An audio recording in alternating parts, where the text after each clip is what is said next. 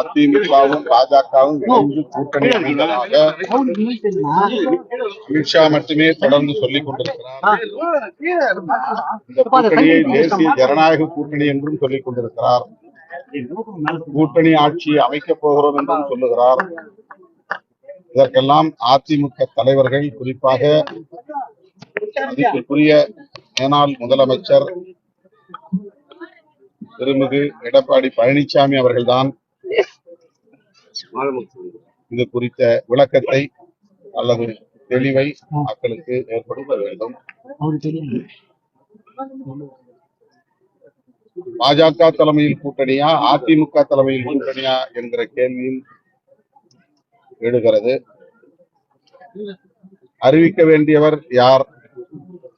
அவர் உள்துறை அமைச்சராக இருக்கலாம், பாஜகவின் மூத்த தலைவர்களில் ஒருவராக இருக்கலாம். ஆனால் தமிழ்நாட்டை பொறுத்தவரையில் சட்டமன்ற பொதுத் தேர்தலை முன்னிட்டு உருவாகி இருக்கிற இந்த கூட்டணியை தலைமை வகித்து வழிநடத்துவது திரு எடப்பாடி பழனிசாமி அவர்களா அல்லது திரு அமித்ஷா அவர்களா என்கிற கேள்வியும் எழுகிறது.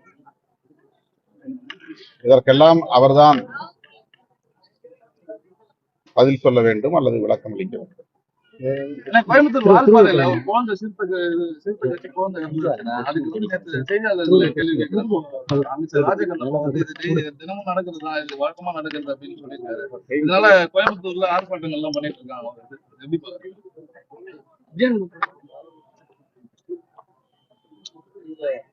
குழந்தை இறந்துருச்சா? இறந்துருச்சு. காயம்பட்டிருக்கா? இறந்துருச்சு. இந்த குழந்தை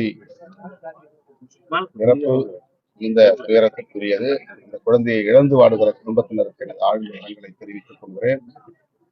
அந்த குழந்தையை இழந்த பெற்றோருக்கு, அந்த குடும்பத்தினருக்கு உரிய இழப்பீட்டை தமிழ்நாடு அரசு வழங்க வேண்டும் என்றும் வலியுறுத்துகிறேன். அமைச்சர் அவர்கள் எந்த பின்னணியில் இந்த கருத்தை சொன்னார் என்று தெரியவில்லை. வழக்கமாக நடக்கிறது என்றாலும் கூட அவ்வாறு நடைபெறாமல் மக்களுக்கு உரிய பாதுகாப்பை அளிக்க வேண்டிய பொறுப்பு அரசுக்கு, குறிப்பாக அமைச்சருக்கு இருக்கிறது. ஆகவே இனி வருங்காலங்களில் அதுபோன்ற உயிரிழப்புகள் ஏற்படாத வகையில வனவிலங்குகளின் நடமாட்டத்தை கண்காணிப்பதும் அதன் தாக்குதல்களில் இருந்து மக்களை பாதுகாப்பதும் மிக மிக இன்றியமையாதது. மாண்புமிகு முதலமைச்சர் அவர்கள் இதில் உரிய கவனம் செலுத்த வேண்டும் என்று கேட்டுக்கொள்கிறேன். இப்ப நடிகர் விஜய் அதிமுக கூட்டணியில ஒன்னா சேர்ந்தா துணை முதல்வர் கேட்கிற மாதிரி சொல்றாங்க. நீங்க பழங்காலத்துல இருந்து இப்போ இந்த கட்சி வளர்றதுக்கான அடிப்படை வசதி ஏற்பாடு பண்ணிருக்கீங்க. இப்ப நீங்க சப்போஸ் திமுக விலகி அதிமுக இணைந்தால் துணை முதல்வர் போட்டி கேட்பீங்க சார்? பதவி யூகமான கேள்விகள் பல முறை இந்த கேள்வியை கேட்டுட்டீங்க. யூகமான கேள்விகளுக்கு யூகமான பதிலை சொல்ல முடியாது. அதிமுக கூட்டணியில விடுதலை சிறுத்தைகள் கட்சி இடம்பெறாத மாதிரி சொல்லியிருக்கீங்க. இப்ப அதிமுக தனித்து கூட்டணி வச்சா அதுல இடம்பெறுமா? அதான் ஒரு கூட்டணியில போய் சேர்ந்துட்டாங்களா, அப்புறம் திருப்பி தனித்து கூட்டணி இடம்பெறுமா? அந்த தனித்து கூட்டணியே அவங்க உருவாக்க போறாங்க. அவங்க தனி கூட்டணியை உருவாக்குறதா இருந்தா இவ்வளவு அவசரமா இந்த கூட்டணியை உருவாக்கி இருக்க மாட்டாங்க. அவங்க இன்னும் கொஞ்சம் பொறுத்து இருப்பாங்க. இன்னும் 10 மாசம் மேல இருக்கு, 10 மாசம் கிட்ட இருக்கு. ஆனா அவங்க ஒரு வருஷத்துக்கு முன்னதாகவே அதிமுகவும் பாஜகவும் கூட்டணி அமைத்து விட்டது என்று சொல்லிவிட்டார்கள். என்ன அழுத்தமோ என்ன காரணமோ மிகவும் முன்கூட்டியே கூட்டணியை அறிவிக்கும் நிலை அதிமுகவுக்கு ஏற்பட்டிருக்கிறது. பின்னணியை விளக்க வேண்டிய பொறுப்பு அதிமுகவுடைய தலைவர்கள் தான். பாமக நிறுவனர் அன்புமணிக்கும் ராமதாஸ் இடையே மோதல் போக்கு நீடித்திருக்கும் வகையில இன்றைய தினம் செல்வ பெருந்தகை சந்தித்து ஏதோ உரையாடல் பேசியிருக்காங்க.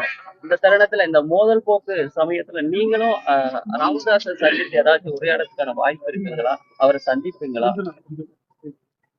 அவர் என்ன காரணத்திற்காக சந்தித்தார் என்று எனக்கு எதுவும் தெரியாது. பாமகவுக்குள் நடக்கிற பிரச்சனைக்குள் நான் மேற்கொண்டு கருத்து சொல்ல விரும்பவில்லை.